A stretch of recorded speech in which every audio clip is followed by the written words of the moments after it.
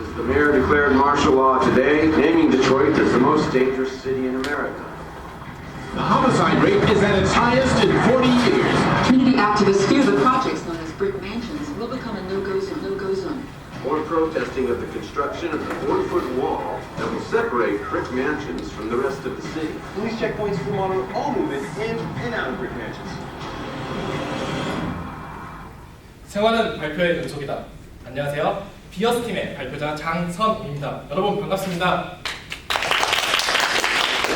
네, 여러분 이번 대회의 주제가 뭐였죠?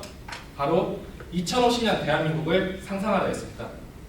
그래서 저희는 대한민국의 13구역을 한번 상상해 보았습니다. 설마 하신 그 영화 속 13구역 맞습니다. 방금 보신 영상은 13구역의 리메이크 작품인 브릭맨션의 첫 장면이었는데요. 2018년 디트로이트주에는 범죄자가 너무 많아져서 이것을 브릭맨션이라는 집단 거주구역을 만들어서 이들을 가두어 격리시켜버렸습니다. 실제로 미국에 존재하는 슬럼가를 모티브로 만든 영화이기도 합니다. 그런데 저희는 무엇 때문에 2050년 대한민국을 이렇게 악울한 곳으로 상상하게 되었을까요? 저희들의 이야기는 1995년 소개된 한 할머니의 이야기에서부터 시작됩니다. 여러분들은 얼마나 오랫동안 도대체 어떤 일을 겪어야지 자신의 모국어를 까맣게 잊어버릴 수 있겠습니까? 충청도 논산군 강경읍 황금면 80리 그리고 도라지 백도라지 중국 허난성 산골마을에 사시던 정수재 할머니께서 50년 동안 잊지 못했던 그리고 유일하게 하실 수 있었던 단 2마디의 한국어였습니다. 1943년 할머니께서는 공장에서 일을 해주겠다는 말을 믿고 압록강을 건너셨습니다.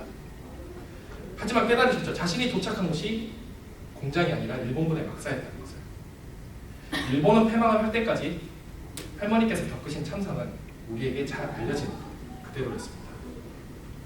비록 신분은 자유가 되었지만 이미 환양년이 되어버린 할머니께서는 더 이상 고향 땅을 방문하시기 어려우셨죠. 1992년 한국과 중국이 수교를 맺고 용기를 얻으신 할머니께서는 고국 방문 신청을 하셨습니다. 하지만 할머니의 국적이 조선이라는 이유 때문에 아무런 회신을 받지 못했죠. 그리고 1992년 할머니는 50년 만에 처음으로 만난 고국의 한 학생에게 자신의 이야기를 전달하게 되었고 그 이야기가 국내 한 언론에 소개가 되면서 꿈에도 그리던 고향 땅을 다시 방문하실 수 있게 되었습니다. 할머니는 조선이라는 국적을 지켜오셨지만 그 조선이라는 국적이 할머니가 대한민국에 들어오게 어렵게 만든 이유가 되었습니다. 하지만 할머니의 선택이 잘못되었다고 말할 수 있을까요? 그것이 아니라면 저희는 우리에게 문제가 있다고 판단했습니다. 현재 대한민국에 체류 중인 조선족들은 50만 명, 대한민국의 1%나 되는 수치죠. 그리고 이들 중 경제활동을 주로 하고 있는 조선족 3, 4세대들은 외국인 노동자 시장의 45%를 담당하고 있습니다. 특히 조선족의 88%는 우리와 같은 한 민족이라는 데에 매우 자부심을 느끼고 있다고 말을 했는데요. 이보다 더 많은 수치인 92%의 조선족들은 자신의 조국은 중국이라고 이야기를 했습니다. 뭔가 상충된다는 느낌 받지 않으세요? 이러한 현상을 이해하기 위해서는 저희는 중국과 한국의 정책을 비교해 볼 필요가 있다고 생각했습니다.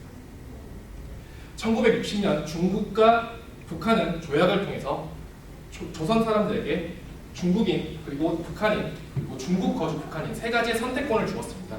그리고 이렇게 된 중국 조선족들은 중국의 한족들과 동등한 경제적 법적 지위를 보장해 주었죠.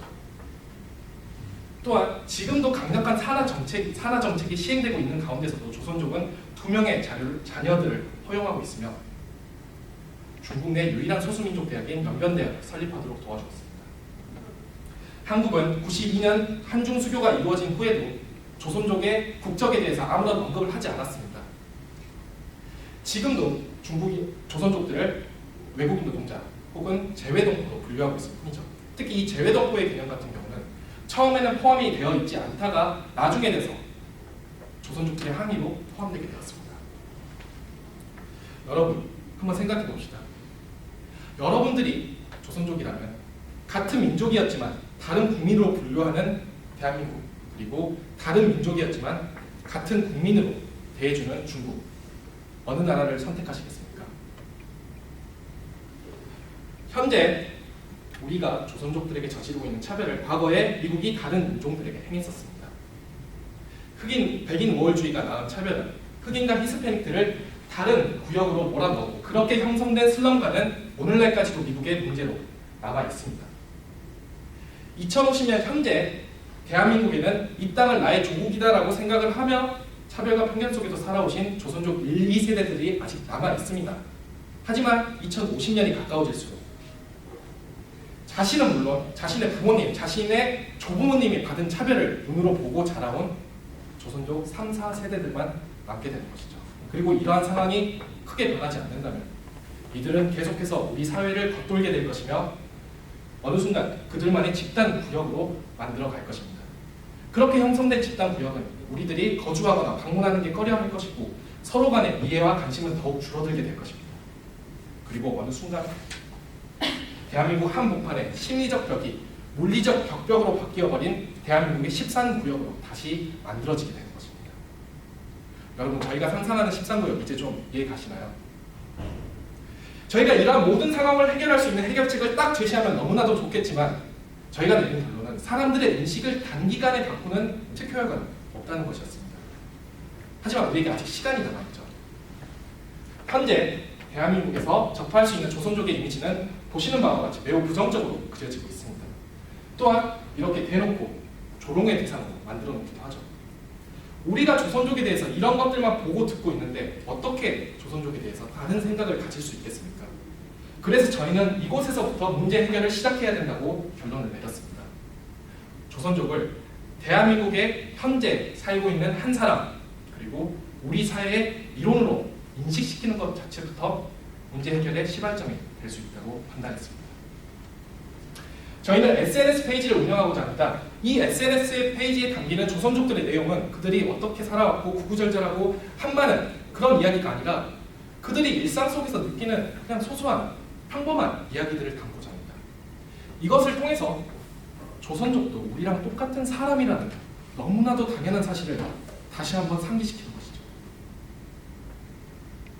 여러분, 인식이 바뀌면 행동이 달라지고 행동이 달라지면 우리의 미래가 바뀔 수 있습니다.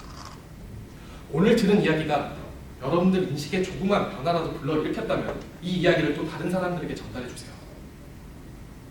여러분 한 사람 한 사람의 행동이 저희가 상상했던 13구역 그리고 여러분들이 그리는 2050년 대한민국을 더욱 희망적으로 바꿔나갈 수 있을 것입니다.